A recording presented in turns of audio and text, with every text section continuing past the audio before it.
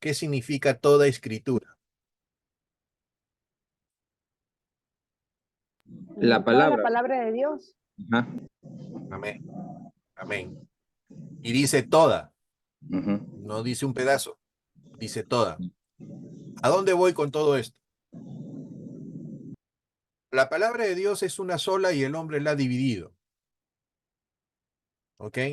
Cuando nosotros hablamos de Antiguo Testamento, para entendernos entre nosotros los cristianos o como nos han enseñado, creemos pues que es el tomo más grueso de la Biblia y ese es el Antiguo Testamento.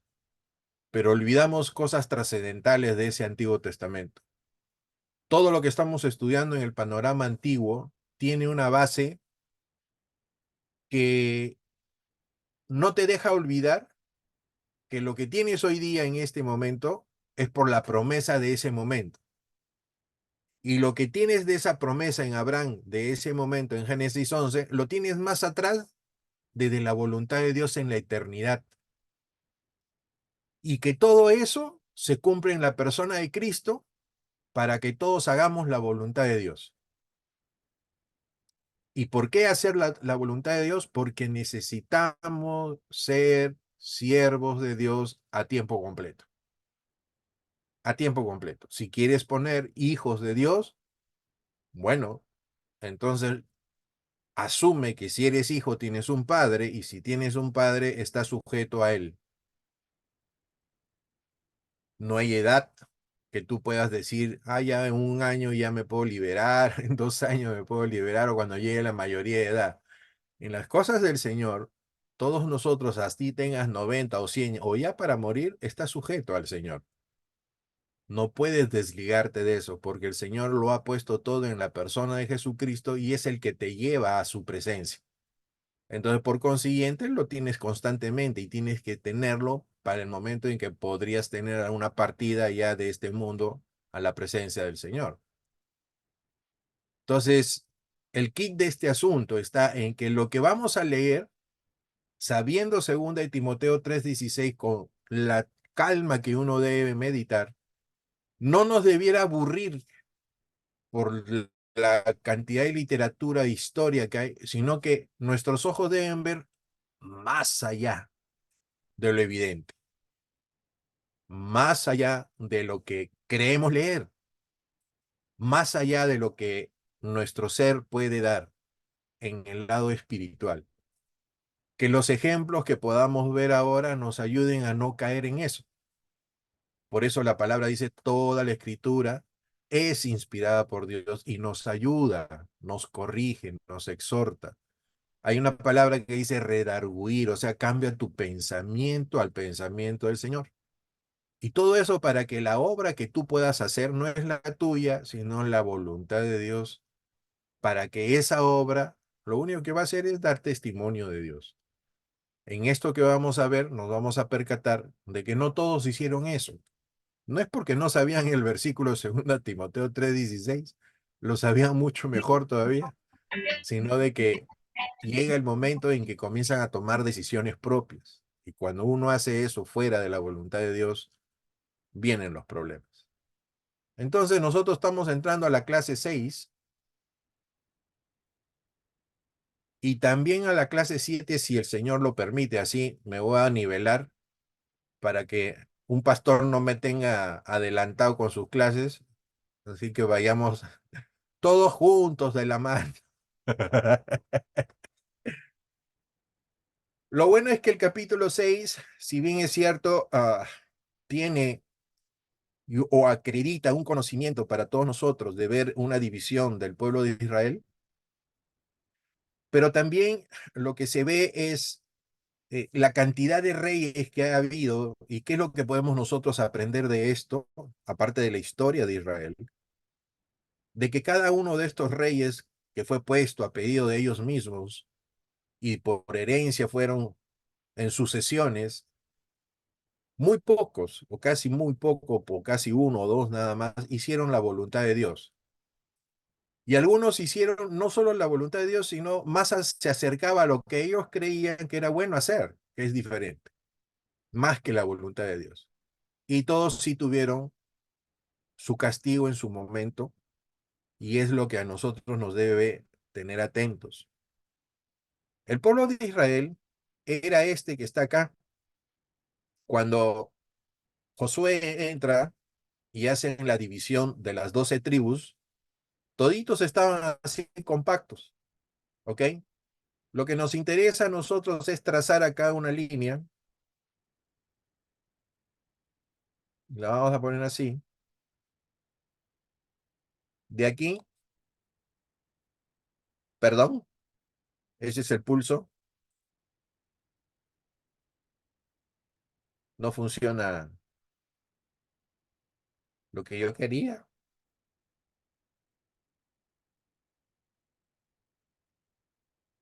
A ver, ok. Este que está en rojo sería el Israel del sur y todo lo que está hacia arriba sería el Israel del norte. El Israel del sur en un momento estaba Simeón, Judá y nada más, en un momento. Pero comenzaron ciertas guerras entre ellos y comenzó y cambió la forma, porque Simeón desapareció porque Judá lo absorbió, ¿ok? Pero quedaron dos tribus en el sur, Judá y uno más. ¿Y cuál fue ese? Este pedacito verde que está acá, Benjamín. Benjamín, Benjamín. ¿Y cómo se ve? Miren esto, ahora miren este otro mapa, cómo tiene la división amarilla de las 10 tribus al norte y la verde, tiene este piquito, ¿ve? Ese piquito es Benjamín y ya no está Simeón, ¿ok? Esa historia que vamos a ver ahora parte de todo esto.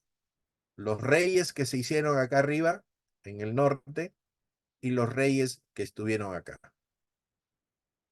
Todos ellos gobernaron Israel en el lado que correspondía, pero vamos a ver pues la decadencia humana, ¿ok?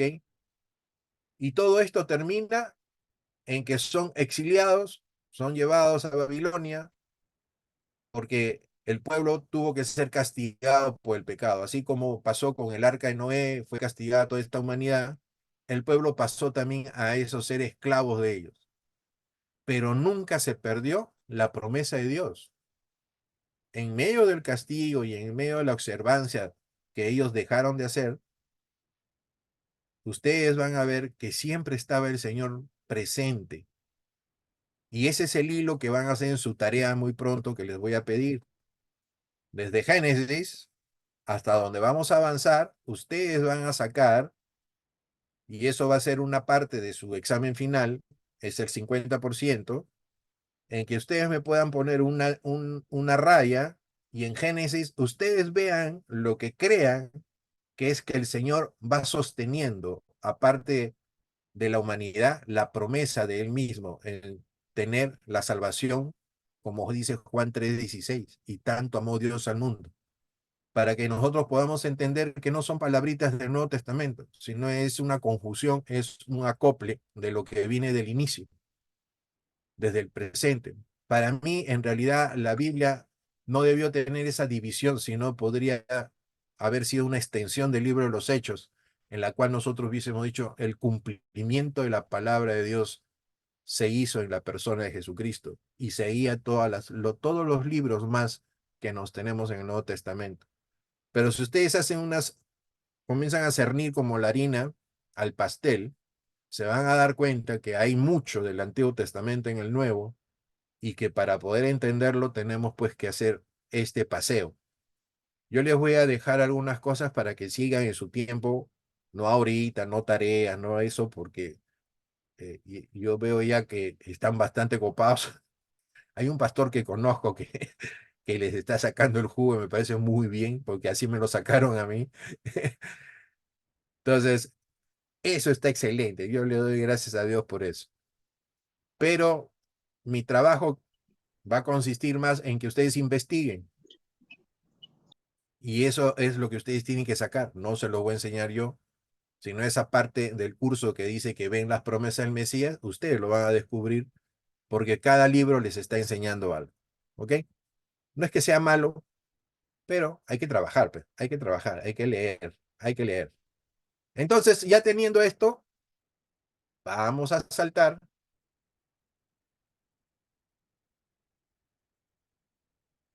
a esta parte, ¿ok? Judá. Y el Señor es bueno conmigo porque, como le dije al pastor, por cierto motivo de trabajo, poner, como siempre les he puesto el PowerPoint, me era difícil. Pero miren, pues, miren lo que el Señor me ha regalado por acá. ¿Ven eso? Este libro, este libro de portavoz es una enciclopedia, ¿ya? Y esa enciclopedia, vamos a ponerla aquí para que...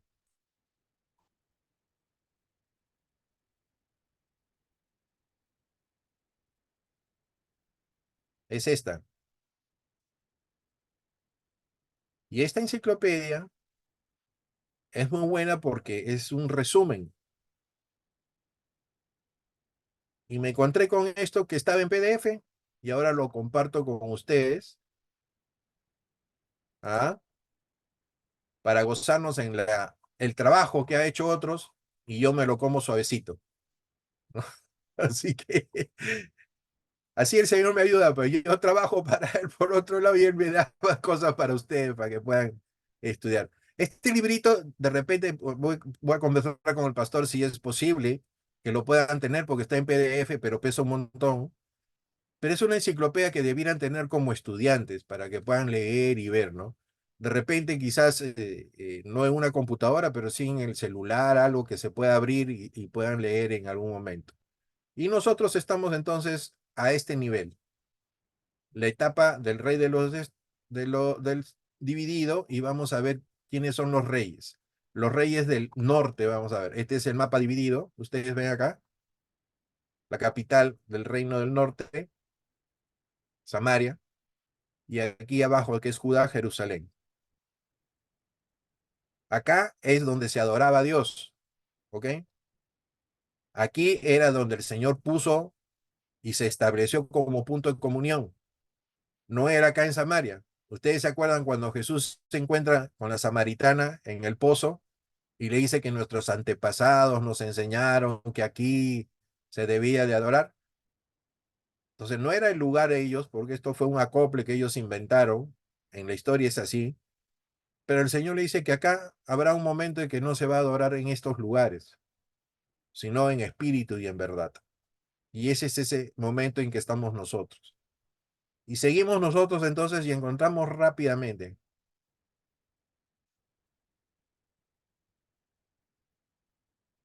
Reyes del Norte. Vamos a pasarlo rápido porque si no nos va a alcanzar si me voy a poner a leer a cada uno, pero tienen para verlo a la hora que se repita, les voy a dar el nombre y entonces cuando lo escuchen nuevamente puedan ustedes ya con tranquilidad buscar, ¿ok? Entonces el primero del reino del norte es Jeroboam, ¿ok? El primer rey. Ustedes van a poder ver en Primera de Reyes 11:26, 14:20, Segunda de Crónicas 9:29, 13:22. Cuando vean la diapositiva, tienen que investigar ahí y van a ver a qué se refiere Jeroboam. No voy a darle más relleno a eso, ¿ok? Pues son un montón. Segundo, Nadab, 2 años de duración. Basá, 24 años. Hay un chibolo de 7 años también que fue rey, por si acaso. Pero ya, vamos a ir viendo poco a poco a ver eso. Elá o Ela, 2 años. Sinri, 7 días. Se parece a un presidente que tuvimos, ¿no? Merino también. Después, Onri, 12 años. ¿Está bien? Sigamos. Sigue. Reyes del Norte, séptimo, Acap, 22 años. Ocosías, 2 años. Jorán, 12 años. Jehú, 28 años. Sigue el norte. Miren cuántos reyes. El 11, Joacás. El 12, Joás, 16 años. Jeroboam II, 41 años. Ese se parecía al venezolano, Maduro. Ahí tenía bastante, bastante tiempo. Zacarías, 6 meses. Salum, 1 mes. Aleluya. Manahem, 10 años. 17. Pecayá, 2 años. Regional, Reyes del Norte sigue, 18. Peca, 19. Oseas. ¿Ok? ¿Cuántos? 19 reyes en la región norte. Y cada uno hizo las cosas que quiso, ¿no? Y fueron castigados toditos. ¿Ok? David, quizás, quizás apuntalar de que este reino del norte no es de la dinastía de David, ¿no? Justamente comienza con Correcto. Jeroboam. Es justamente Eran comienza con Jeroboam. cinco, por decir así, dinastías que no correspondían a la raza de David, ¿no? O a la jerarquía de David, ¿no? Solo la descendencia de David estaba en Judá, no estaba en el reino del norte. ¿Ok? Claro, por cierto, ahora vas a mencionar de los reyes del sur que comienza con Roboán, que vendría a ser Hijo de Salomón. ¿No? nieto de David. Bueno, correcto, dale, dale. Ahí voy, Estos ahí son, voy. no, David, estos son de parte de Robán, ¿no? Jeroboam. Jeroboam. Este Roboam que conocemos, el que se peleó con los ancianos, ¿no? El que quiso ser peor que su papá Salomón en ponerle impuestos, el que se quiso pasar pues de vivo, ¿no? Él, pero es el hijo de Salomón. Y acá todavía el Señor, en medio de todo, seguía la promesa y protección. Había siempre esa consolación que tenemos todos, misericordia de Dios, porque Él había dado su palabra y Dios no cambia. ¿Entiende? Entonces, por eso es que empecé con 2 de Timoteo 3, 16 y 17, porque la esencia que nosotros debemos ver acá es cierto que Dios no cambie, que Él cumple su palabra. Más entonces aún nosotros debiésemos ser agradecidos porque Él en su misericordia nos sostiene. Entonces, que cuando tengamos esas luchas o deficiencias o baje el ánimo o cualquier cosa, recordemos siempre que el Señor está ahí presente, ¿me entienden?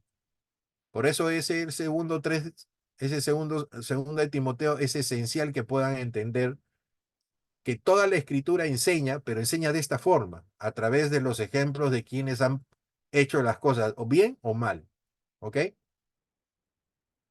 Claro que hay algunas cosas directas, ¿no? Indudablemente los mandamientos, pero en la historia también se aprende. Ahora vienen los reyes del sur.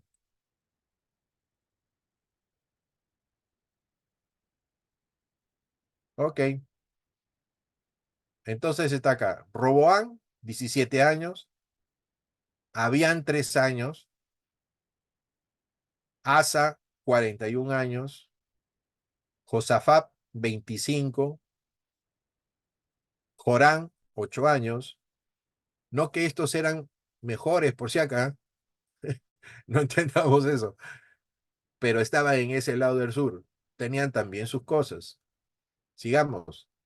6, Ocosías. 7, Atalía. Y acá sí me voy a detener porque esta señora, no sé si los que han leído la Biblia saben quién es. Esta señora dice, a la muerte de su hijo Ocosías, ella usurpó el trono de Judá, matando a todos los posibles herederos del trono, excepto a un niño de 7 años que lo escondió, que se llama Joás. ¿Ok? Lo escondieron ahí. Pero ¿qué pasó?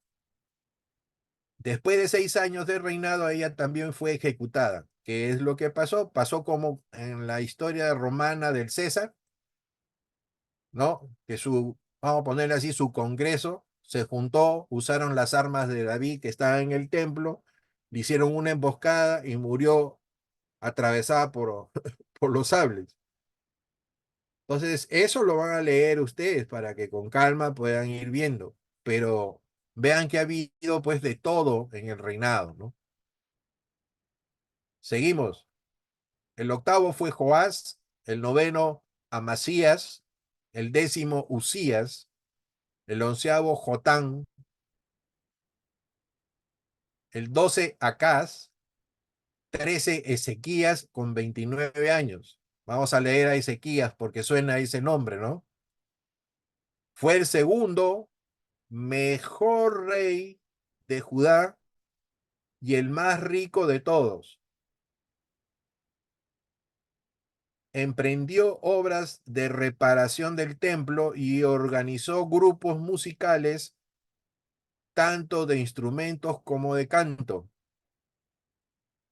¿Para qué hizo esto? ¿Para hacer que una orquesta? No, esto es la adoración. Llevó a cabo el más grande celebración de la Pascua desde los días de Salomón. ¿Ok?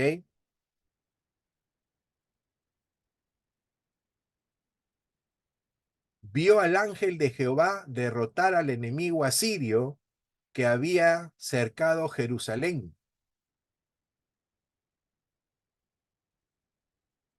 Este está con mayúscula, el ángel de Jehová. Hay mucho que se dice. Creo que hay una hermana que preguntó la vez pasada, ¿no? Vamos a hacer un curso para enseñar, no se preocupen.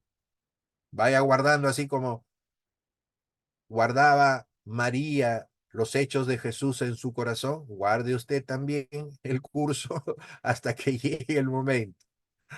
Ok.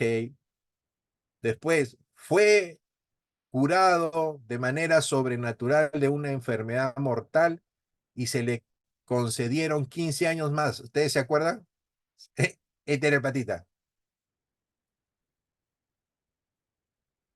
Le dieron los 15 que pedía. Añadió 15 salmos al canon del Antiguo Testamento. Miren, ve, no solo David es el que ponía los salmos, ¿ok? Mostró neciamente las riquezas de Judá a unos embajadores babilonios y deseoso de indagar. Su Waterloo es que se quiso, de alguna manera, no sé si pavonearse, pero cometió el error de mostrarle a, los, a los babilonios el tesoro, como diciendo, miren pues lo que tenemos, y los babilonios que eran tan buenos y tan chéveres que dijeron, bueno, mira, te vamos a ayudar y nos vamos a ayudar todo lo que nos han mostrado. Entonces, no tuvo pues sabiduría, ¿no? En esa parte. 14 Manasés, 15 Amón, 16 Josías, 17 Joacás, 18 Joacín, 19 Joaquín. ¿Empató al Reino del Norte? Sí, ¿no? Pero este tuvo 20, Sedequías, y este era el reino del sur. ¿Ok? Entonces,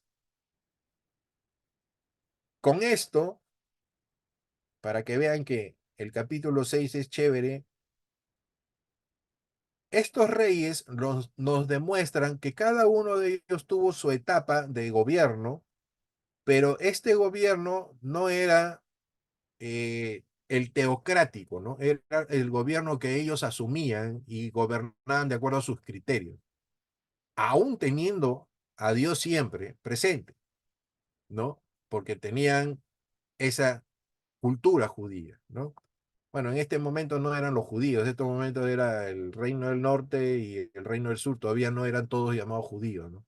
Judíos en ese momento de la división se llamaban los que eran de Judá, ¿ya? Entonces, con esto, lo que quiero ponerles a ustedes es que tienen un montón de ejemplos para que puedan en el momento leer y poder ustedes distribuir sus ideas en cuál fue el problema de cada uno de estos reyes. Y también puedan ver qué cosa hizo el Señor en medio de las dificultades de su gobierno. ¿Ok? Pero al final ustedes van a ver, porque ya vamos a entrar a los profetas, que a todo este pueblo, tanto de Israel norte como Israel Judá, llegó el momento en que en su momento oportuno los dos fueron llevados a Babilonia.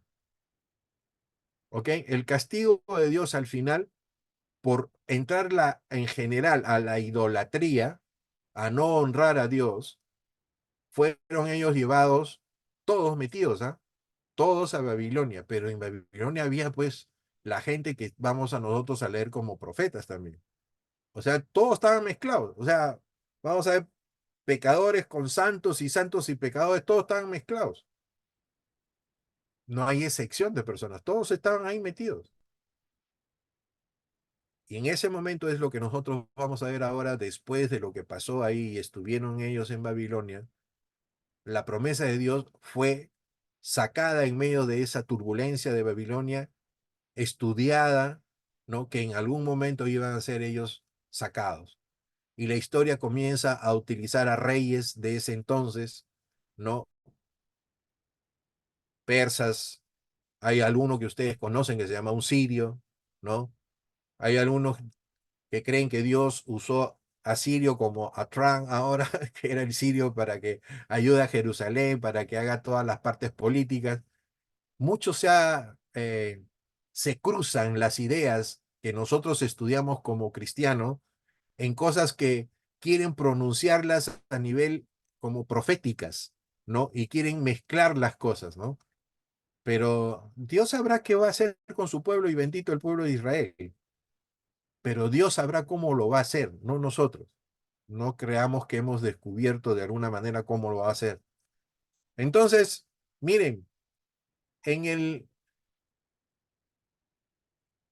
capítulo 6 de aquí, hemos visto los dos reinos divididos y les estoy poniendo, si gustan que utilizar la palabra tarea para que puedan ahondar en cada uno de los reyes, que no ha sido mi propósito, sino mencionarlos, para que ustedes puedan ahondar en qué cosa ellos se equivocaron y en qué cosa no debemos nosotros seguir ese paso. Si tú quieres saber qué cosa debes hacer como cristiano, aprende de ellos también qué cosas no deben hacer. Pero una de las cosas que hemos visto en general es la idolatría. Y la idolatría no solo pues es tener una imagen. Ya hemos enseñado tiempo, Anderson y yo, de que la idolatría es separar a Dios de tu vida. Y si tú pones tu corazón en otro lugar que no es Dios, entonces eso se llama idolatría. Oye, pero lo pongo en mi plato de arroz con pato, ¿no? Y yo quiero más mi arroz con pato que las cosas que tengo que hacer con Dios. Ya, pues, eso has puesto tu corazón en tu arroz con pato. Para ti, tu arroz con pato, quieras o no, es tu ídolo. Puede ser no necesariamente oro, no necesariamente plata, no necesariamente minerales preciosos. Es donde tu corazón se va y donde tu corazón se inclina. Entonces, que estos grupos de reyes nos enseñen que nosotros no queremos que se nos incline para ningún lado, sino perseverar en las cosas del Señor. Y fueron entonces, ¿a dónde? A Babilonia. Perfecto. Pero de ahí, estando en Babilonia, comienzan a salir por Ciro, que les da la salida y que les dice que se vuelvan a su constitución de su tierra, ¿no? Y ustedes van a ver a Esdras, a Nehemías y a Esther sobre cómo se va construyendo nuevamente ese Israel. Pero ese Israel ya no tenía las dos tribus separadas, era una sola, por la cual eran ellos llamados judíos todos, estaban mezclados ya, totalmente mezclados. No había una diferencia. Pero vamos a ver algunas cosas muy importantes. Miren, vamos al libro entonces de Esdras.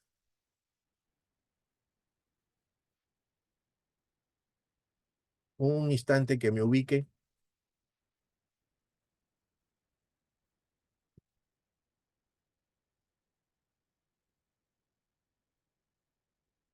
Es bien largo este libro, ¿eh?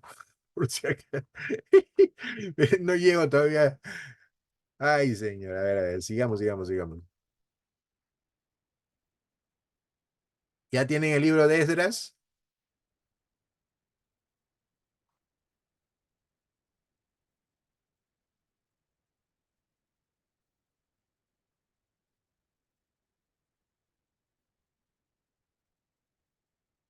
Nadie me dice nada. Sí, sí, ya lo tenemos pasado. A ver, lean los 4 primeros versículos, alguien, por favor.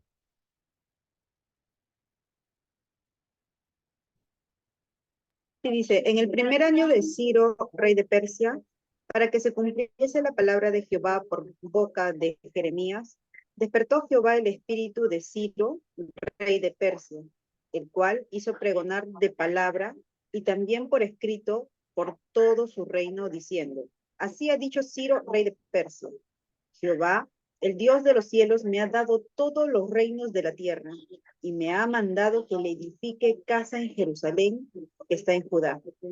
Quien haya entre vosotros de su pueblo, sea Dios con él, y suba a Jerusalén, que está en Judá, y edifique la casa de Jehová, Dios de Israel. Él es el Dios, la cual está en Jerusalén. Y a todo el que haya quedado en cualquier lugar donde more, ayúdenle los hombres de su lugar con plata, oro, bienes y ganados, además de ofrendas voluntarias para la casa de Dios, la cual está en Jerusalén. Amén. Gracias. Ok, Esdras tiene 10 capítulos. De esos 10 capítulos, habla acerca de cómo salen ellos. ¿De dónde? Babilonia. De Babilonia, de la esclavitud. ¿Cómo es el retorno? En el capítulo 1 del 5 al 11, de aquí, el Señor estimula en el corazón de muchos del pueblo hebreo un deseo santo por regresar a Palestina. A ver, ¿ustedes saben por qué el nombre de Palestina y por qué tanto problema con lo que ahora llaman Palestina? Porque en realidad Palestina es un nombre que le pusieron los romanos a los que eran filisteos y estaban al borde del Mediterráneo, en el territorio de Jerusalén. Esos que ocupaban ese sitio, que es la tierra del Señor, le pusieron palestinos. No que existía la tierra palestina como han querido enseñar o la discusión. Esa tierra se la dio el Señor a Israel y siempre va a ser así, por más que digan y digan todas las cosas. No sé quién me escucha o no, pero mi ignorancia siempre ha sido de que de niño la tierra esa era de Israel. Y digo ignorancia porque vienen pues algunos historiadores, entre comillas, modernos, que creen que por lo que aparece Palestina en alguna parte de la Biblia o de libros históricos, no creen que ahí está, pues, ahí está la tierra. Ves que la tierra era Palestina, no decía de Israel. Pero bueno, esa es una discusión que seguirá y seguirá, pero la tierra es ahora de lo que llamamos judíos. Entonces, el Señor estimula, dice, aleluya, aunque solo se mencionan 3 tribus, la Judá, la Benjamín, que ya tienen ustedes en el gráfico, y Leví, ¿ok? Porque en Babilonia habían sacerdotes, estaban los de Judá y estaban los de Benjamín. No se reconocían mucho las otras tribus, pero estaban todos mezclados. No podían decir que no. Sabemos por otros pasajes que hubo sin duda representantes de otras tribus entre los que retornaron. Eso es lo que dice la historia en general. ¿Ok? Vamos a leer algunas notas. Se nos dice en Segunda de Crónicas 11, 13, 17 que durante la guerra civil de Israel, personas de otras tribus pasaron a territorio de Judá. ¿Ok? Segundo punto sería, Jesús dijo que él había venido a ministrar toda la casa de Israel, no solo un pedazo. Está en Mateo 16. Mateo 4, 13 y 15 se refiere a las tribus de Zabulón y Neftalí. y el Señor está permitiendo que el pastor pase por ahí y de repente puedan de algún momento mencionar algo. Si no, léanlo. Mateo 4:13 y versículo 15. ¿Qué más dice? La profetisa Ana era de la tribu de ¿quién? De Aser. Lucas 2:36. Pablo habla acerca de las 12 tribus. Hechos 26:7. Estos versículos refutan por sí solos la doctrina falsa del israelismo británico. ¿Qué cosa decían o dicen ellos o decían? Enseñaban que las 10 tribus perdidas eran los ingleses y los americanos. David, ¡Ja! David, Sí, es más, Pablo, él mismo dice que él es de la tribu de Benjamín, Benjamín, o sea, correcto, él correcto, lo firma, ¿no? No, no es que dice, es claro al decirlo eso, o sea. así es. Y esa tribu ya estaba mezclada con la de arriba que no se sabía dónde estaba, ¿no es cierto? O sea que él sabía sí de quién era, pero no sé si sabía dónde estaba la tribu. Pero es bien cierto que sí sabía su naturaleza y de dónde había salido. Si él salió de eso, sabía que había un grupo, pues, étnico que estaba ahí, ¿no? Pero bueno, lo que entendemos entonces nosotros es que Esdras va haciendo un comentario de cómo están sucediendo las cosas. Antes de Esdras había un personaje, que lo vamos a ver aquí.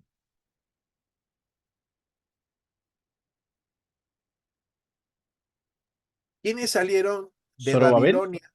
Exactamente, eso. ¿Quiénes salieron de Babilonia para hacer la construcción? ¿Quién fue el primero? Zorobabel. ¿Ok? Pero sigue la secuencia, por eso los judíos tienen el libro de Esdras y Nehemías uno solo. ¿Me entienden? Pero nosotros al tenerlo separado, pues creemos que son tiempos diferentes, pero en realidad salió Zorobabel, Esdras y Nehemías. ¿Ok? Al final, en el punto de Nehemías es la construcción, pero Zorobabel también empezó a hacer la construcción de Israel, no que fue en Nehemías la construcción del muro, de los cercados de Jerusalén, nada de eso. Él ya había empezado, pero Esdras es un libro importante también porque menciona a la gente que salió de ahí, de Babilonia, la cantidad de gente, y era necesario saber dónde estaban ubicados, cómo estaban ubicados, ¿no? ¿Quiénes habían salido? ¿De qué representaban ellos? ¿No? Ahora vamos a ver, no me quiero adelantar, pero ese es el libro de Esdras, ¿ok?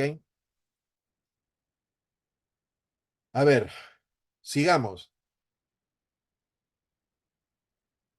En Esdras 2:1 al 57 se ha registrado cuidadosamente para la posteridad el árbol genealógico de todos aquellos que volvieron de Babilonia. ¿Ok? Entendemos ahí que había el líder que está hablando el pastor, que es Zorobabel. ¿Ok? Salen de ahí. Entonces, el hombre humilde era nieto de Joacim. Eso está en Esdras 3:2. Enfrentó una tarea difícil con la reconstrucción del templo. Ven que ya él empezó a hacer eso y fue frecuentemente confortado por Dios en forma personal. Ahí ustedes van a ver los versículos. El número total de los que retornaron fue 42.360. Mira qué tal exactitud está escrita o puesta en el libro de Esdras para que quede constancia de todo el montón que era el pueblo. Mira cómo fue reduciéndose. Pero nuevamente el Señor comienza a prosperar este pueblo. Ya lo vamos a ver en toda la Biblia. La teología que hay en Esdras. Nada más llegar a Jerusalén, construyeron el altar, porque habían encontrado pues unos escritos y ellos quisieron honrar a Dios cumpliendo paso a paso lo que estaba escrito en esos papiros, ¿ok? O en las leyes que habían encontrado. Esdras era el sacerdote que interpretaba en ese momento las escrituras y que enseñaba al pueblo, y entonces comenzaron a cumplir poco a poco las fiestas, las ordenanzas, los mandamientos y todo eso. ¿Ok? Tanto así que en algún momento tuvieron una decisión fuerte de separar los matrimonios que no eran de la misma raza, ¿no? Que no eran judíos, y fue fuerte eso, pero querían hacer pues lo que Dios mandaba, ¿no? Y eso ya lo veremos ya. La primera fiesta sagrada que observaron fue la de los tabernáculos. O sea, volvieron nuevamente a sus tiempos, a sus meses, a sus días. ¿Ok? La primera fiesta sagrada. Dice, la obra de reconstrucción del templo la empezaron en junio del 535. Mucha, esa exactitud, ¿no? En junio. Hay otros que te ponen hasta el día. Pero bueno, está escrito, están los meses y están los días. Cuando echaron los cimientos, lo hicieron con gran ceremonia. Podemos concluir, sin embargo, que el programa de este acto fue diferente de lo que pudiera haber sido antes o después. Vamos en algún momento a leer cuando lleguemos a eso. Pero la cola de Satanás siempre ha estado en ese proceso de lo que ellos querían construir nuevamente el templo. Así como había un deseo de Ciro de que, bueno, de que proclamaba poder salir y les daba el permiso y todo lo que tengan que hacer a favor de Israel, también había enemigos en ese territorio. Y en ese territorio había difamación, ¿ok? Entonces, querían difamar porque querían decir que los israelitas eran un pueblo de guerra y eran un pueblo que siempre estaban buscando pelea y un montón de cosas por toda la historia de Israel, ¿no? Pero ¿quién movía todas esas especulaciones? Acá ellos escriben en este libro, dice, las difamaciones del diablo, Satanás, procuró evitar que por todos los medios que edificaran el templo. En la narración que ustedes van a ver ahí, poco a poco van a leer, es que había un grupo que estaban tirando pues esa cizaña a quien estaba gobernando en ese momento y quería lo que poner, ¿no? Indisposición o miedo de que no debía favorecer a estos israelitas, a estos judíos, para la reconstrucción del templo. El apoyo del Señor siempre ha estado con ellos, pero también ha dejado un tiempo o una extensión para ver cómo iba su fe de ellos en relación a Dios. Porque si fuera por el Señor, indudablemente ustedes y nosotros creemos que eso hubiese sido rápidamente solucionado. Pero el Señor intervenía en momentos adecuados para darle también al pueblo la confianza de que Él estaba en momentos difíciles que ellos tenían que afrontar. Estaban construyendo un carácter en ellos. Yo les puse en el WhatsApp, cuando el pastor estaba poniendo los trabajos para lo que es los evangelios, que no solo el Señor quiere construir cristianos dentro de este instituto, que sepan o que comiencen a devorarse los libros, sino que el Señor lo que quiere construir es el carácter de Cristo en ellos. Entonces, nuestra meta, y lo entiende el pastor y mi persona, es que hemos sido llamados a enseñarles, sí, la palabra de Dios, pero en el tema y el propósito es que el carácter de Cristo sea construido en medio de todos nosotros. Y que cada cosa que enseñemos te lleve pues a forjarte más e igualarte más en la persona y prototipo que es nuestro Señor Jesucristo. ¿Cómo se va a hacer eso? Mayor fe, o tu fe más consistente, y el conocimiento lo que tiene que darte es mayor confianza en las cosas de Dios, no un poderío fuera de la persona de Cristo, ¿no? Entonces, avancemos, estudiemos, busquemos las cosas del Señor mediante la palabra de Dios y solo palabra del Señor, pero dediquémonos a también ahondar e investigar las cosas que rodean a la palabra de Dios, ¿ya? Entonces, por eso, este librito les va a ayudar. No se crean todo tampoco lo que está escrito, pero les va a ayudar. Siempre hay que estar ahí, alerta. Entonces, Esdras está mostrando todo el propósito que el Señor le estaba dando a este pueblo para retomar su relación a través de su palabra. Y su palabra estaba escrita en lo que encontró Esdras para enseñar al pueblo nuevamente. Y en ese momento, pues tomar nuevamente todo lo que el Señor les había ordenado, porque eso era a perpetuo para los israelitas. ¿Ok? Entonces, miren lo que podemos decir en la relación del libro o la relación de Esdras con el pueblo. Entre los capítulos 6 y 7 de Esdras aparece una, una laguna de unos 70 años. No disponemos, nadie, de registros bíblicos de los hechos que acontecieron durante ese tiempo.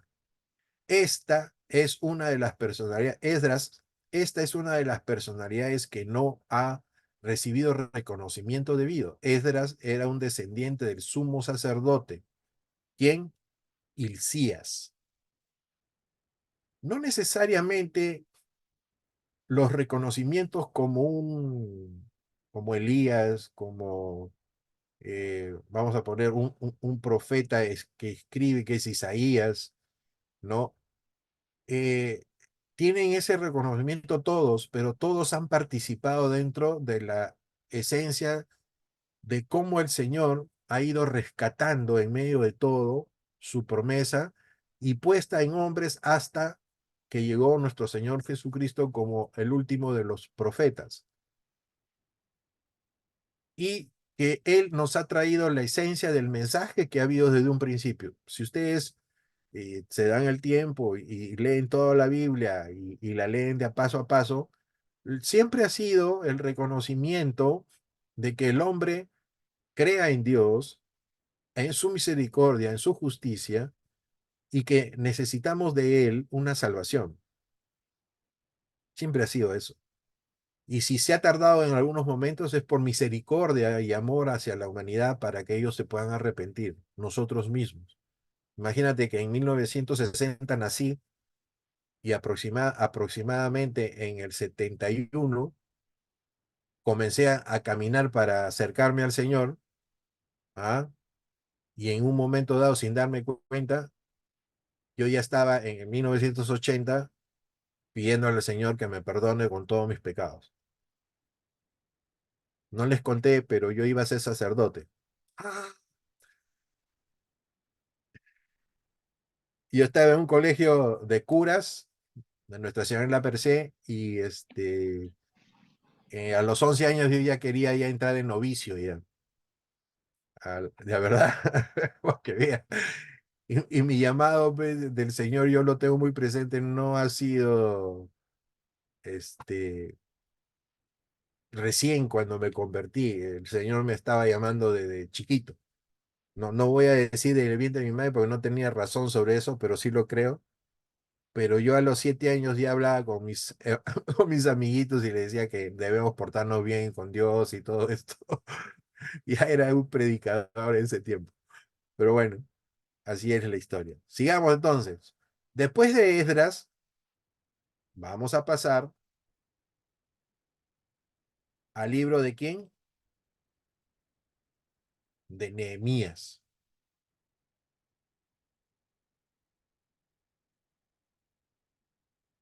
Aquí lo vamos a resumir un poco, pero me voy a centrar en Nehemías. Tiene algo muy importante que en la reconstrucción del muro de Jerusalén en protección, porque esta tenía unas puertas en la cual este libro las ha interpretado de acuerdo a nuestra creencia cristológica ahora, ¿no? Y que nos puede ayudar. Yo no digo que eso sea porque no tengo un sustento de que eso es así literalmente, pero que me agradó leerlo y lo quiero compartir con ustedes para que ustedes apunten e investiguen, ¿no? Y si no es, entonces me digan, pastor, te has equivocado y eso no parece que es. Perfecto, yo muy agradecido. Pero veamos una cosa con Nehemías. Nehemías recibe, pues, comienza a hacer la construcción porque se pone de acuerdo con el pueblo que estaba ahí viviendo en Jerusalén y comienzan por sectores, ¿no?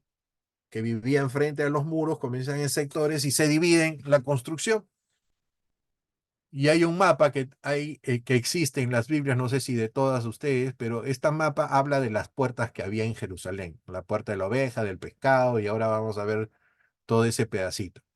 ¿Les parece? Vamos por ahí. Yo lo vi por aquí. Y aquí está. Nehemías capítulo 3. Miren, había una puerta que se llamaba la puerta de las ovejas. ¿Tiene alguien el libro Nehemías 3:1 para corroborar si eso es cierto? Que pueda leer que sí es cierto que estamos hablando. Amén. Dice, entonces se levantó el sumo sacerdote Eliasib con sus hermanos, los sacerdotes, y edificaron la puerta de las ovejas. De las ovejas. ¿Ok? Entonces, ellos reconstruyeron eso. O sea, su grupo de familia tenía que ocuparse de eso. Según lo que dicen, esa puerta de las ovejas, ¿ok? Nos habla de la cruz. ¿Alguien puede leer Juan 10:11?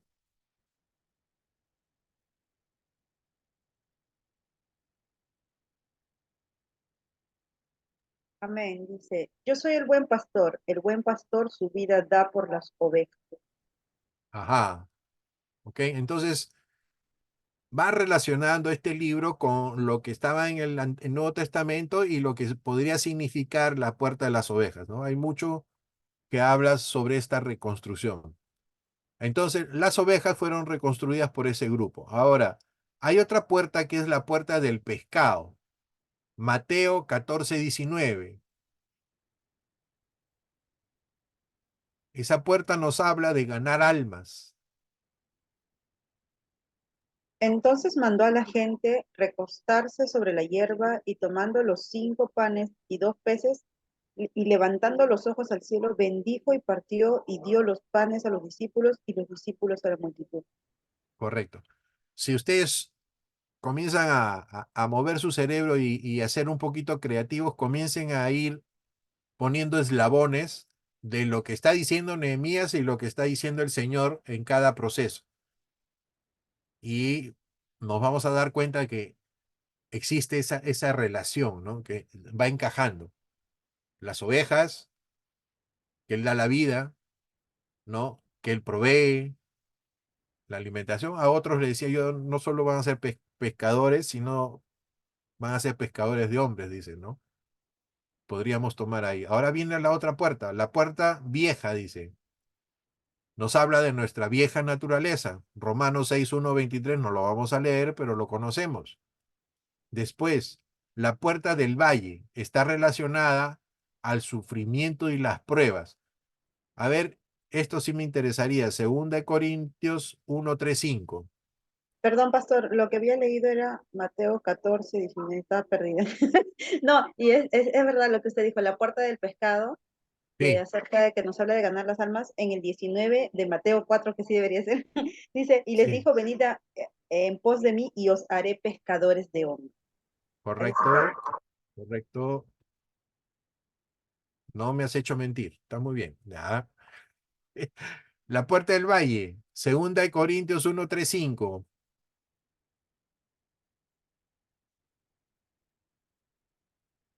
dice, bendito sea el Dios y Padre de nuestro Señor Jesucristo, perdón, Padre de misericordias y Dios de toda consolación, el cual nos consuela en todas nuestras tribulaciones para que podamos también nosotros consolar a los que están en cualquier tribulación por medio de la consolación con que nosotros somos consolados por Dios.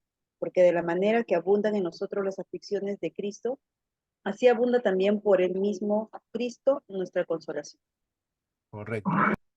El valle de sufrimientos relacionado a lo que el Señor sufrió. Nosotros tenemos que pasar por ahí, pero la victoria del Señor nos da a nosotros la esperanza de que Él está con nosotros en medio de sufrimientos posibles.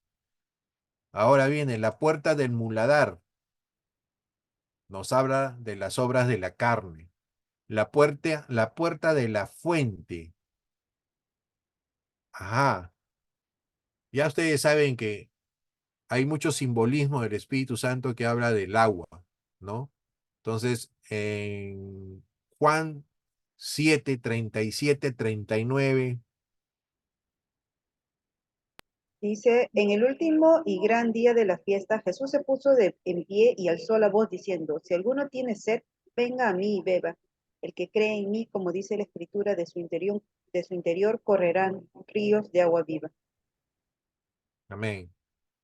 ¿Ok? Entonces, las puertas que tenía, tantas puertas tenía alrededor de la construcción de Jerusalén, ¿no?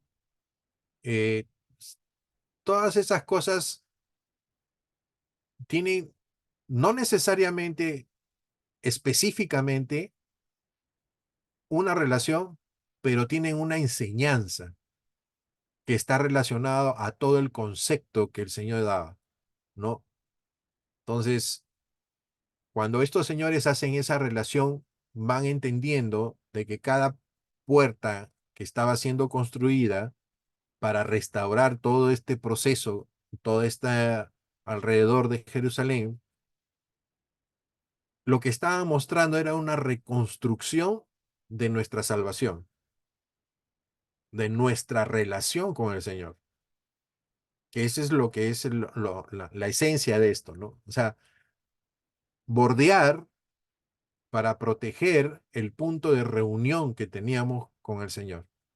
Entonces, a nosotros también se nos dice, ¿no? Guardad los mandamientos del Señor, y ya les he explicado que eso es como cercar en nuestro corazón las cosas del Señor para que nosotros podamos cumplirlas, ¿no? Entonces, hay mucho que aprender con respecto a las cosas que el Señor manda, y estos libros nos muestran mucho sobre el acercamiento que uno debe tener con Dios y para qué están dadas las cosas, ¿no? Y que de alguna manera no debe aburrir, porque si bien es cierto, es con bastantes datos, pero estos datos deben entrar eh, con la alegría de que Dios te está hablando, ¿no? La puerta de los caballos era otra que habla de la guerra espiritual. Hay muchos que ya no hablan de guerra espiritual. Hay muchos, antes se hablaba mucho de la guerra espiritual. Ahora viene la puerta del oriente, o la puerta oriental, que este es importantísimo. Ezequías 43, 1, 2. Hasta ahora se tiene esa profecía pendiente. ¿Ok? ¿Qué dice? Ezequías 43, 1, 2.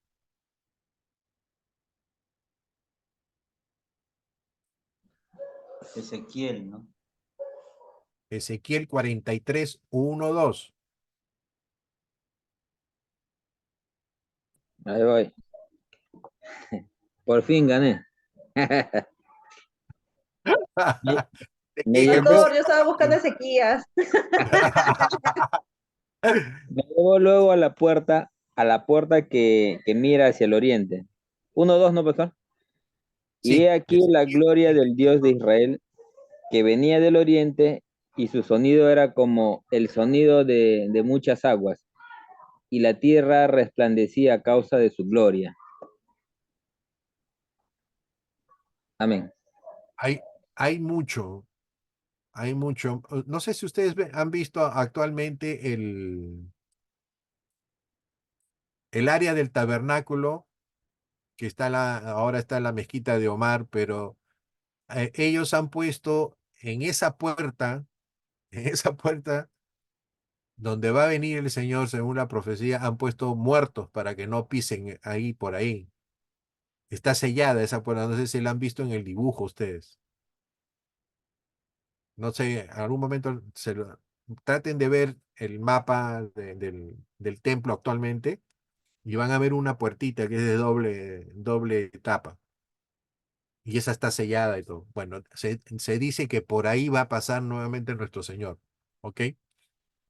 Cuando venga. La puerta del juicio. Ahí, allá. Se piensa que esta era la puerta del juicio y nos habla, por tanto, del tribunal de Cristo. Perfecto. Nehemías, dentro de esta reconstrucción, nos muestra, pues, todo lo que Dios había puesto en su corazón, el anhelo de poder reconstruir con las familias el muro de Jerusalén. ¿Ok? Pero también se ve, ya les he dicho, a los enemigos que son movidos por Satanás, cómo igual ahora ocurre en tu camino de acercamiento al Señor. Y vamos a ver aquí algunas pequeñas cosas, ¿ok? Dice, astucia satánica, capítulo 6, del 1 a 8. Los enemigos de Nehemías intentaron en 4 ocasiones diferentes tener una sesión de diálogo con él, pero él rehusó sabiendo que tramaban matarle. Pregunto,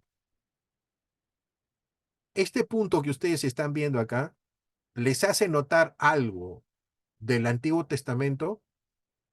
Dice que los enemigos, que son guiados por Satanás en este proceso, pero eran sus enemigos, querían un diálogo, ¿ok?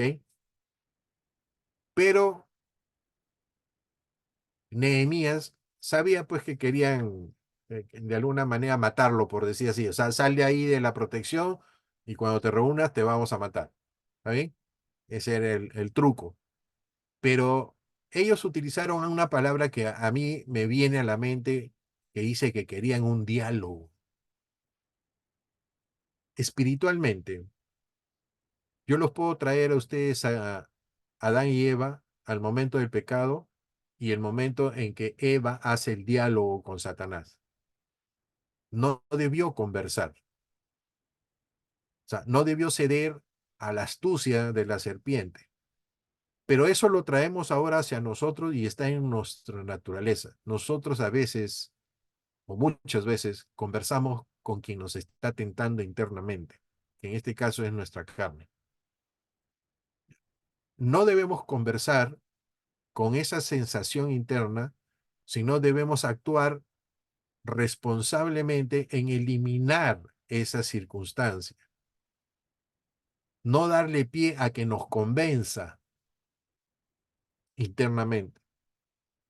Entonces, si a Nehemías que era un proceso político, era un proceso de trampa, pero querían utilizar el medio, que es el diálogo, para convencerte o atraerte o hacerte bajar tus barreras de defensa, utilízalo ahora como una enseñanza en que, oye, que cuando te estén llamando tus enemigos que quieran conversar o que te quieran pasar la mano, que es las obras de la carne en tu interior, y te quieras suavizar, no lo hagas.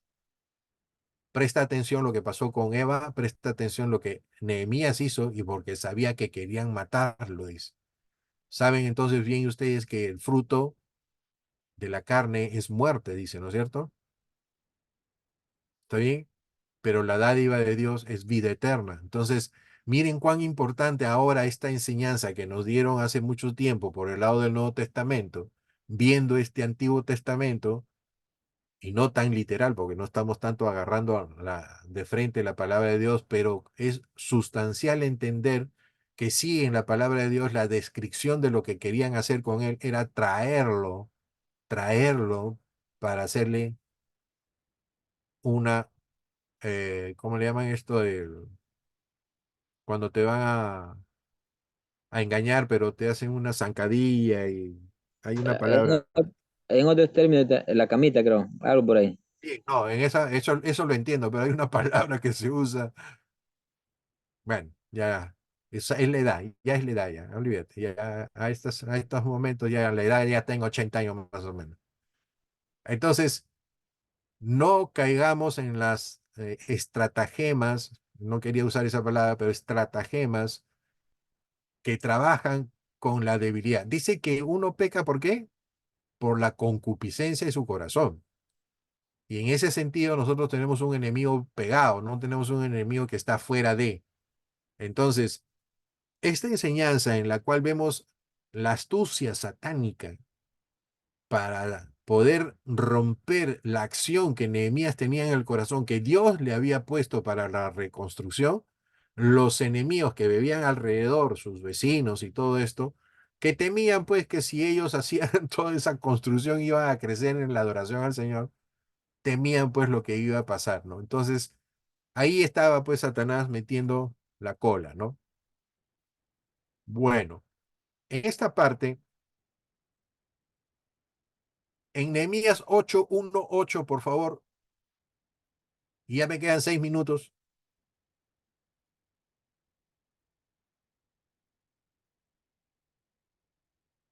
Versículo 8 dice, y leían en el libro de la ley de Dios claramente y ponían el sentido, de modo que entendiesen la lectura. Aleluya.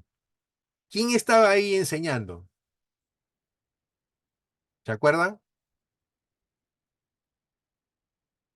Esdras, pero Esdras. Esdras es. ¿Perdón, quién? Esdras. Esdras. Esdras estaba enseñando y todo el pueblo escuchaba. ¿Por qué? Porque Esdras estaba dando el sentido de lo que Dios quería para que el pueblo sea obediente, un adorador y siga bajo la tutela de un gobierno teocrático, porque ya habían experimentado toda esa sazón de la humanidad como gobierno y les había llevado lo único a ser esclavos. Y ellos estaban nuevamente reconstruyendo. ¿Se acuerdan de la reconstrucción de Noé? Mueren todos, salen los 8 del arca y comienzan a desconstruir, otra vez comienzan a hacer lo que querían. Eso lo van a hacer en su tarea. Y ahí me van a tener que poner cómo se mueve la mano de Dios, a quién utilizó, si tenía relación ese con el anterior. Y algunas veces se van a encontrar que Dios no utilizó solamente a los de su pueblo, sino que juntó a los que no eran su pueblo, porque ahí estamos también nosotros, para que vean que ya estábamos mezclados, ¿no? Así que no hay exclusividad de un pueblo. Dios quería que toda la humanidad sea salva. Y será así en su momento. Bueno, entonces estamos nosotros terminando. ¿Y cuántos capítulos son de Nehemías? 13. 13. Y Esdras, 10. Apunten eso. Ok, entonces, ya terminando un poquito, yo quiero quedarme acá en este pedacito. ¿Ok?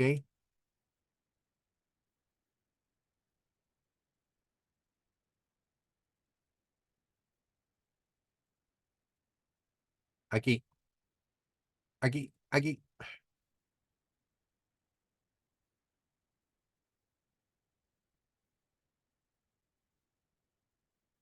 Punto 6. Aquí. Bueno, este es parte del libro de Esther ya. Yo lo había confundido con parte del esto.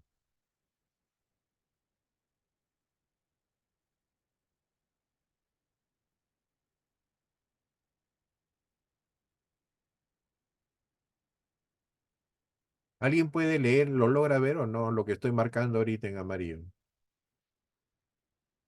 El pastor dice, el celo tan extraordinario de Nehemías y sus acciones audaces lograron que el propósito de arrepentimiento diera sus frutos. Correcto. Cuando estuvieron ellos leyendo las escrituras, y con esto estamos terminando, el pueblo en algún momento tomó la decisión de hacer algo. ¿Qué cosa era? Cuando Esdras estaba enseñando, obedecer a Dios. Muchas veces nosotros tomamos esa actitud también, ¿no es cierto? No, sí, nosotros queremos obedecer al Señor, pero no sabemos en qué nos estamos metiendo porque obedecer a Dios cuesta, no es una cosa tan fácil. Eh, Primero cuesta porque dícese que estamos muertos, pero mira, tú y yo seguimos vivos, ¿no?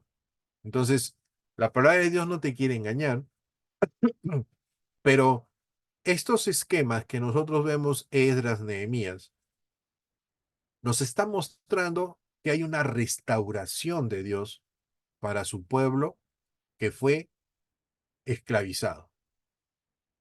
Y si nosotros nos ponemos en ese caso, nosotros tenemos una restauración, no es inmediata, pero está dada en la promesa del Señor que ya está hecha. Y debemos entender que todo lo dicho por Dios ya está hecho.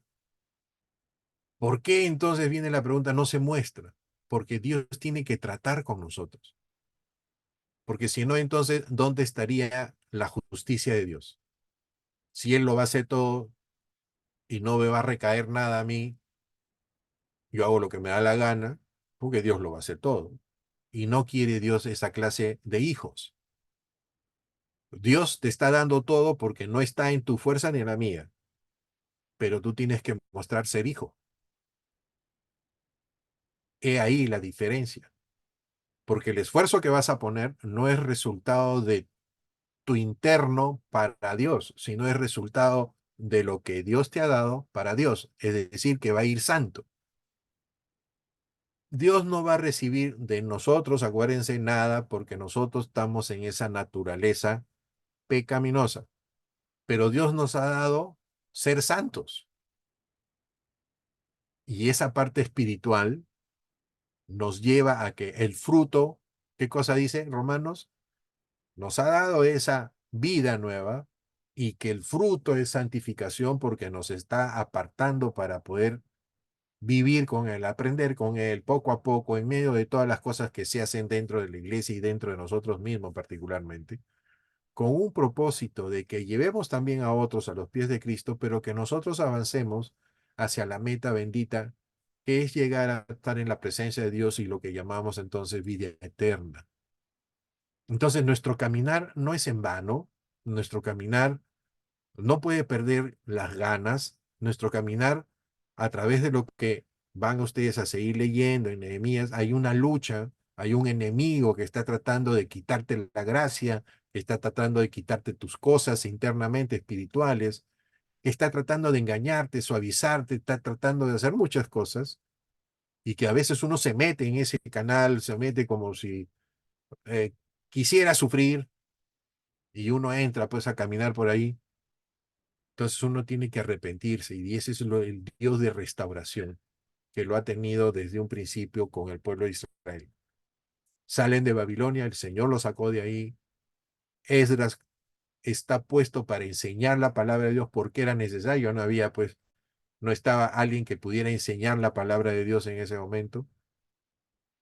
Él tenía esa esencia, el Señor permitió que se encontraran las escrituras, permitió que todo esto pueda ser enseñado. El pueblo se arrepintió, el pueblo deseó hacer las cosas y por eso comienzan a hacer lo que estaba escrito. Es lo mismo que nos ocurre a nosotros espiritualmente. Nos acercamos al Señor, seguimos su camino, queremos hacer las cosas del Señor. Entonces, no permitamos pues que el gozo del Señor nosotros mismos nos alejemos o sea quitado por cosas que nos estén atacando de alguna manera.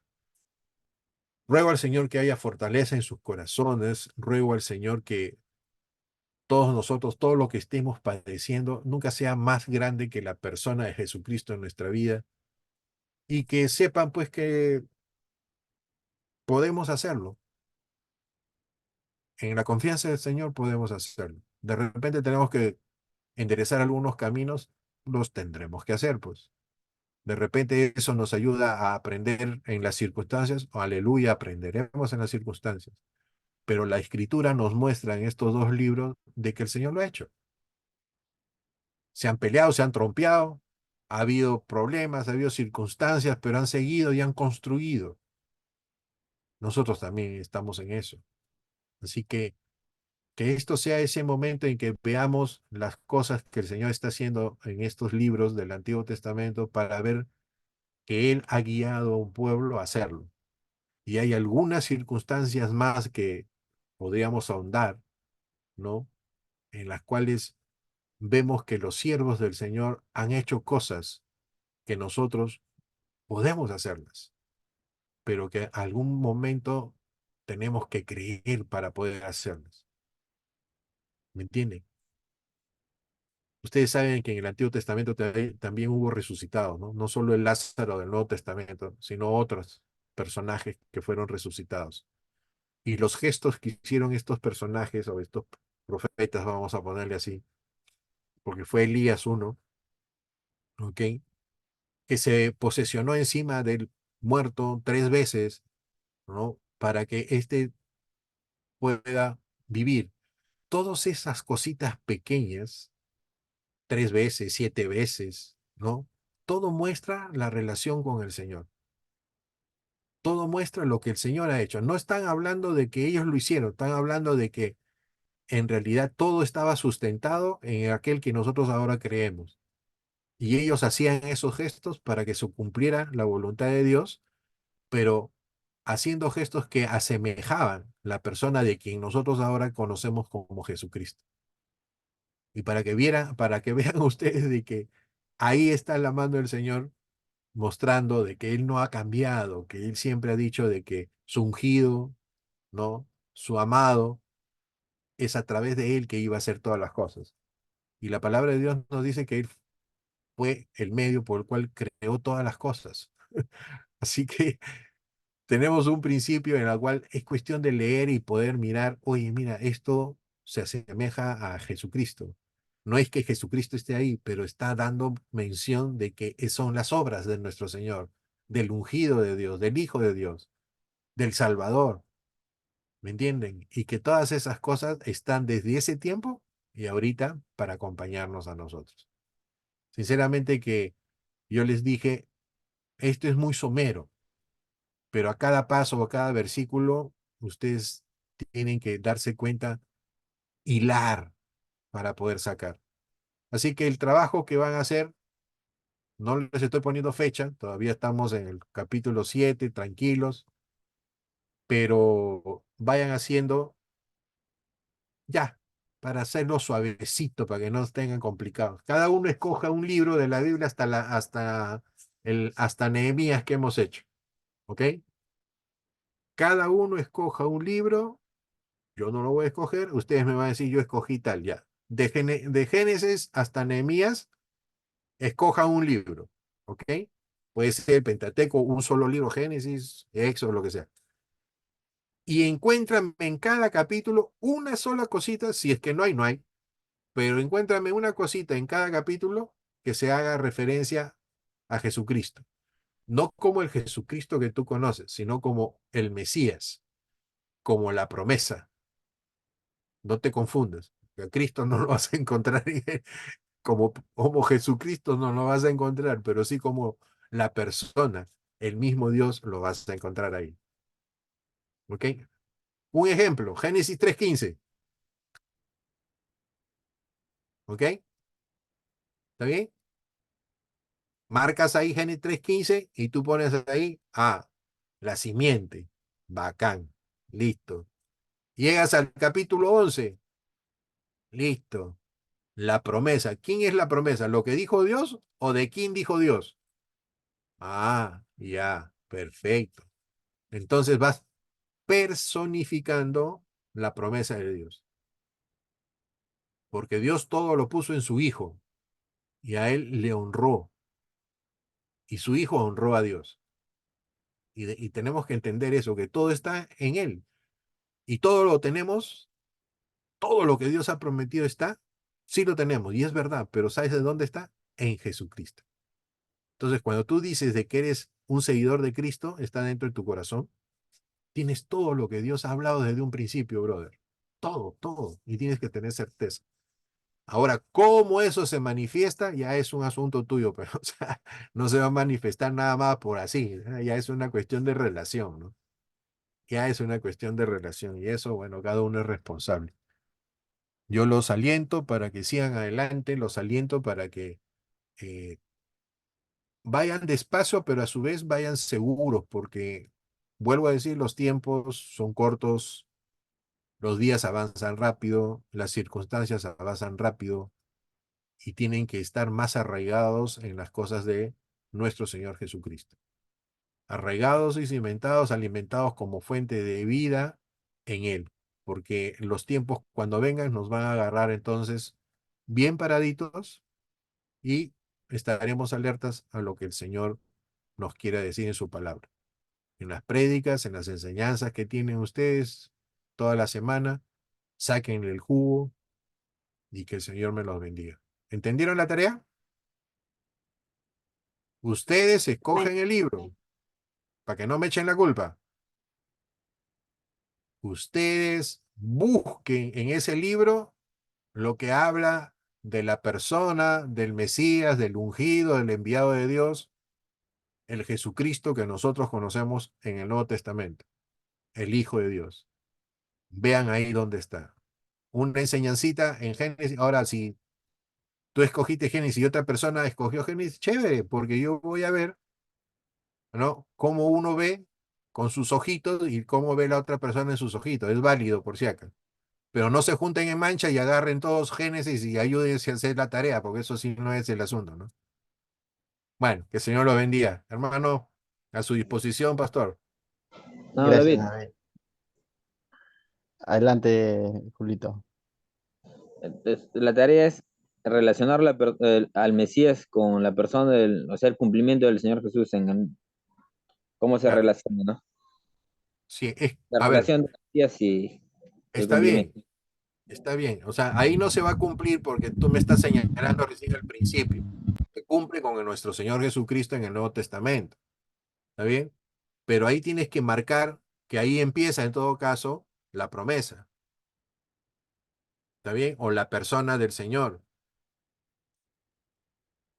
En Génesis 3:15 habla de una simiente, ¿no?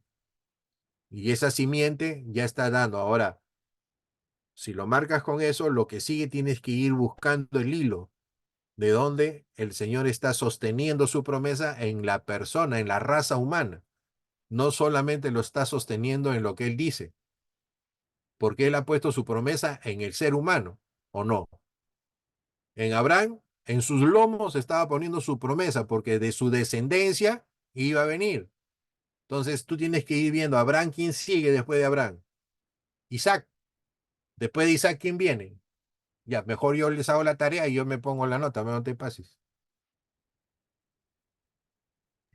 David, para agregar algo, Ayudar, para ayudar, ayudarles. ¿no? La vez pasada compartías un poco sobre, o se hablaba, ¿no? Cuando veíamos primero Samuel, segundo Samuel, que David era Está conforme, gramado, ¿no? sí, que era Ah, conforme, ya, perfecto. conforme al corazón de Dios. Pero Ah, increíblemente a sí, veces ese conforme al corazón de Dios lo enfocamos y pensamos que es por el comportamiento de David, o incluso se ha pensado por el corazón de David, pero no nos damos cuenta que ese texto correcto. está en la elección de David. Es decir, podríamos decir Aleluya. que fue elegido conforme al plan y la voluntad de Dios para continuar Con con, libertad de Dios. Con la- libertad de Dios. en la soberanía de Dios para continuar con el plan que tú justamente estás hablando de la Ale- promesa. O sea, no está hablando de una conducta de David, está hablando de que Dios es el que está trazando y está sacando adelante su plan. ¿Me vas a entender? Porque lógicamente de Amén, esa hermano. línea va a venir el Mesías, ¿no? Y entonces no podía venir de Saúl, quien el pueblo lo había levantado. Pero a veces, ¿no? Ahí está hasta prédicas, mensajes se han sacado diciendo que es que David era así, es que Asá, no está hablando de la conducta de David, está hablando de que Dios está eligiendo en su soberanía a David y no era Saúl. Amén. Entonces, Aleluya. Ya tanto, somos dos que entendemos igual. Aleluya. Aleluya. pues ya, por ahí va la línea, por ahí va la línea. Y eso tiene que Es ver que, con lo que has explicado hoy día con el tema de los reyes, porque aunque Robán haya metido la pataza, Jeroboam sí, se levantó y todo lo demás, pero la promesa estaba en la línea de David, ¿no? Entonces, aleluya. y ahí, como tú Aleluya. dices, encontramos un montón de reyes que fallaron, todo lo demás, pero el Señor está sosteniendo su promesa. porque finalmente de Aleluya. esa línea es que iba a venir el Mesías, ¿no? Entonces, y es más, ¿no? Cuando has hablado de que ciertamente se reúne toda esta mezcolanza de los 12 tribus allá en Babilonia y vuelven nuevamente a repoblar, aunque ciertamente, ¿no? Hay evidencias de que todas las tribus de alguna manera estuvieron, pero retoman a Jerusalén, ¿no? A la parte alta. Es más, pierden lo que más adelante se llamaría Samaria, ¿no? O sea, territorialmente hablando, Sí, no retomaron correcto. Samaria.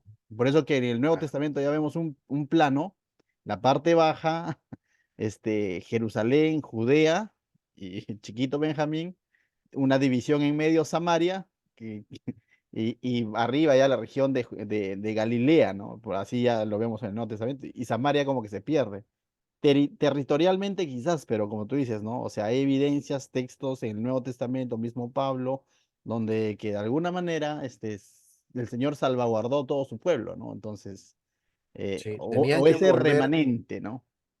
Claro, es que el significado, y lo voy a poner así, sí, posible, pero que yo lo creo, es que tenían que restaurar la comunión con Dios. Así Y la es. comunión con Dios no es que esté en todos sitios, sino hay un sitio donde Él escogió. Y el sitio que Él ha escogido, Juan 1:14 dice que y puso un tabernáculo, ¿no? Que habla del cuerpo y se hizo carne. Entonces, tiene un propósito espiritual para ir entendiendo de que la relación con Dios es de la que Él puso en el Antiguo Testamento, que era en Jerusalén. ¿Está bien? Amén. Pero eso en Juan, en el Evangelio de Juan, lo que está diciendo es que lo puso en su Hijo, ya hablando espiritualmente. Entonces, todo ese recorrido que viene para la Constitución no aleja la ley, porque ellos vuelven a la ley, porque la ley, ellos tenían que encontrar la voluntad del Padre para poder hacer lo que ellos llamaban ser vuelta nuevamente pueblo y Dios su Dios, ¿no? Entonces, es un circuito interesante y es un circuito que tampoco puedes hacerlo analógicamente, o sea, literal, porque tienes que tener cuidado cómo viene el proceso, pero que sí es general, claro, es indudable. Salen de Babilonia, donde estaban todos mezclados, y que muchos eran de ahí que se habían acoplado a la vida de Babilonia, que tuvieron que regresar para que la palabra de Dios que estaba levantando Esdras, ¿no? Pudiera realmente limpiar sus corazones, ¿no? Y algunos fueron tan literales, como dije, ¿no? Que comenzaron a separarse por yugo desigual, ¿no? Entonces, en ese sentido, bueno, cada ya eso, la historia lo dirá, pero la palabra de Dios era de que ellos estaban nuevamente levantando la mano, como en Deuteronomio, ¿no? Que hicieron la promesa de seguir al Señor, ¿no? Y entrar a la tierra prometida, ¿no? Entonces, el libro de Deuteronomio habla de la promesa de este pueblo que dijeron sí iban a cumplir, dice, ¿no? Y siempre ponían esa promesa. Bueno, el Señor les escuchaba, pero el Señor nunca, vamos a poner así, no creo que confió en hombres y no sabía en quién estaba confiando, ¿no? Entonces, lo único que estaba es preservando que la humanidad llegue hasta el punto en que su hijo iba a hacer la obra, ¿no? Gracias, David. Muy bien, hermanos. Si no hay más preguntas, vamos a orar para terminar y después de eso podemos tener un tiempo más quizás, pero para cortar la grabación, como quien dice, ¿no? Gracias, David. Vamos, Gracias a ustedes, oramos. señor. Padre, te damos gracias, Señor, esta noche por tu palabra, por cómo es que tú nos ayudas a comprender un poco más, Señor. Quizás no todo, pero a comprender un poco más, Señor, y concluir que tú eres fiel a tu palabra, Señor, que tu palabra es una sola, no ha cambiado y que tú das cumplimiento a cada cosa, Señor, que has dicho has, y has planificado y te has propuesto hacer, Señor. Gracias por mantenernos dentro de tu voluntad, Señor, en tu gracia y tu misericordia, Señor, y hoy en día tenernos a nosotros como esos reflectores, Señor, de tu luz. Y ayúdanos, danos sabiduría y discernimiento para compartir tu evangelio, Señor, correctamente y bíblico, Señor. En el nombre de Jesús, bendice a David, Señor, a quien tú lo usas, Señor, y también a cada uno de mis hermanos, Señor, que vienen escuchando estos estudios. En el nombre de Jesús, amén.